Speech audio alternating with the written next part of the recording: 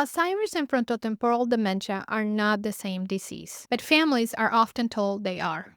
And that misunderstanding changes everything. If you respond to frontotemporal dementia like it's Alzheimer's, you will feel confused, rejected, and constantly escalated. If you miss this distinction, you may blame yourself for the behaviors that are actually neurological. I see families come in saying the same thing. His memory is fine, but he's not the same person anymore.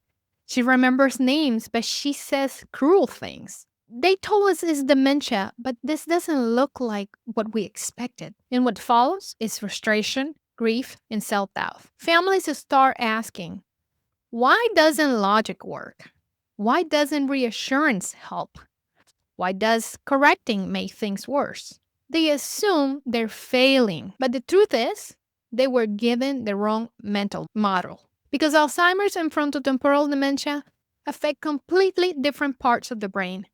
Hi, I'm Rosabel, Neurology Nurse Practitioner, and I work with dementia clinically and families navigating these exact moments every single day. In today's video, I will be teaching you the critical differences between Alzheimer's and frontotemporal dementia, how each one affects behavior and personality, and why understanding the differences changes how you communicate care and protect your relationship.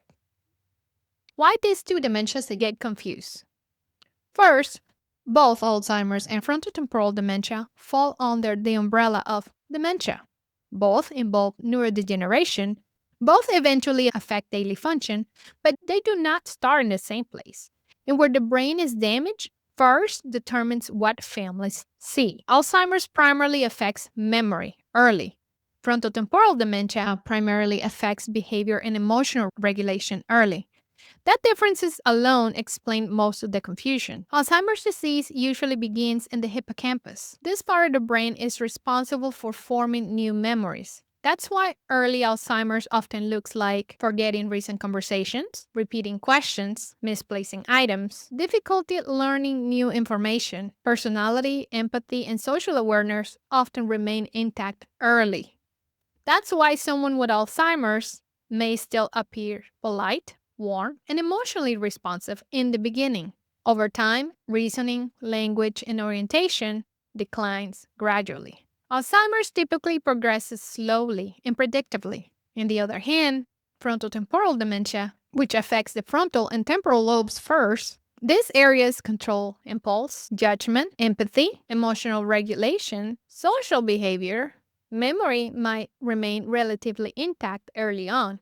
That's why families often say they remember everything, but they don't act like themselves. Early signs of frontotemporal dementia often include loss of empathy, personality changes, inappropriate comments, impulsivity, rigid thinking. This is not a character flaw. The brain's control systems are failing. Why families struggle more with frontotemporal dementia? As you can see, frontotemporal dementia is emotionally harder for families in many cases because memory is still present. The person might argue, deny, or appear intentionally hurtful. That leads families to believe they should know better. They're doing this on purpose. They don't care anymore. But insight is impaired. The brain can no longer accurately self-monitor behavior. This is neurological loss, not emotional withdrawal. Why communication fails differently? In early Alzheimer's, repetition helps. Gentle reminders can work. Emotional connection often remains strong. In frontotemporal dementia,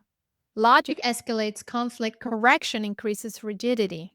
Emotional cues are misread, but even Alzheimer's strategies can inflame frontotemporal dementia.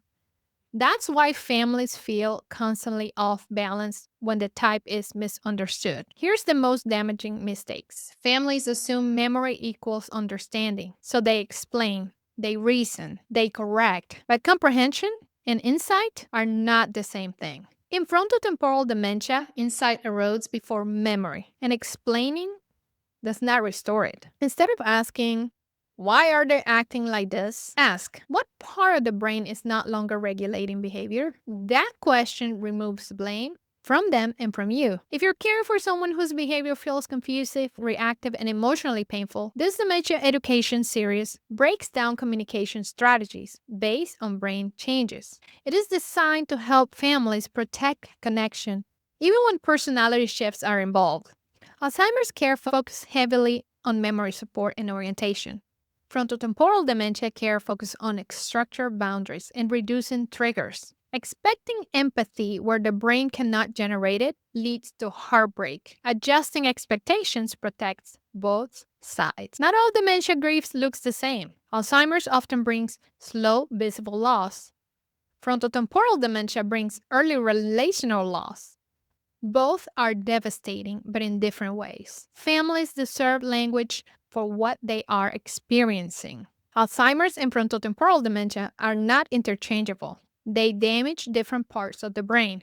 They change people in different ways. They require different caregiving strategies.